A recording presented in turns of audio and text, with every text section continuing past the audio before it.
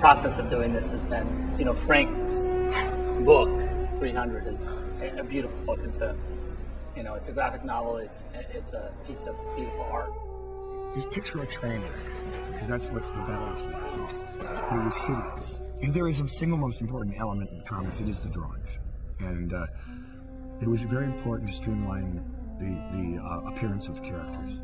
Frank's work is so, it is very Spartan-esque in its aesthetic, and visually the book is stunning and strong. You have Sparta as a country, or a city-state, you know, Greek city-state, and here comes this invasion from the north, a million men. They were basically saying, hey, you know, this is my scrap of land, this is my wife, this is my town.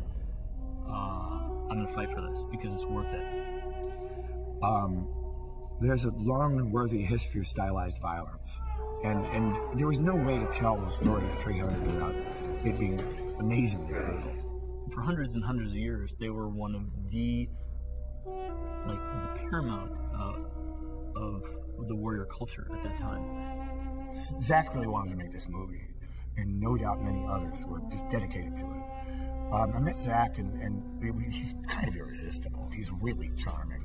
Everybody knows, has the one friend who's the great storyteller. For me, that's Zach. Everybody's killing themselves in this thing to make it as accurate as possible, but accurate not in the sense of historical accuracy.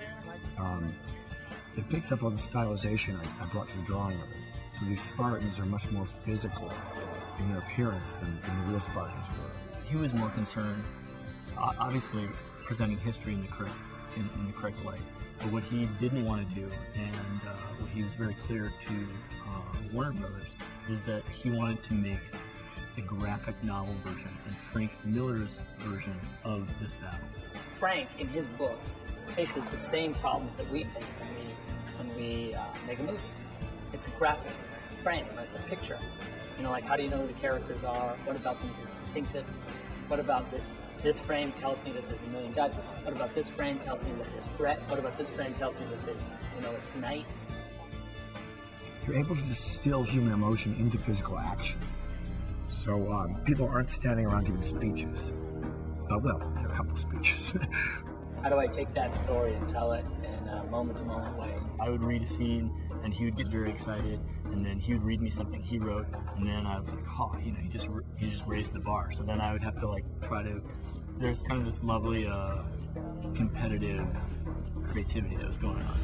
Yeah, I saw a lot of the drawings and how much it was based on the book. I saw some of the models they did of the characters. I go, look, the way Frank saw that problem was by doing this to the sky. The way Frank saw that problem was by doing this to the terrain. You know, we need to learn a lesson from that. And that's kind of how we've been sort of gone about trying to take that design in that world and put it, make it real, make it into this world. He has the ability as a storyteller to trust his instinct and believe that there really are no obstacles. So that's what the script was.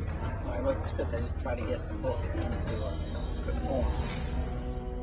Remember this day, men, for it will be yours for all time!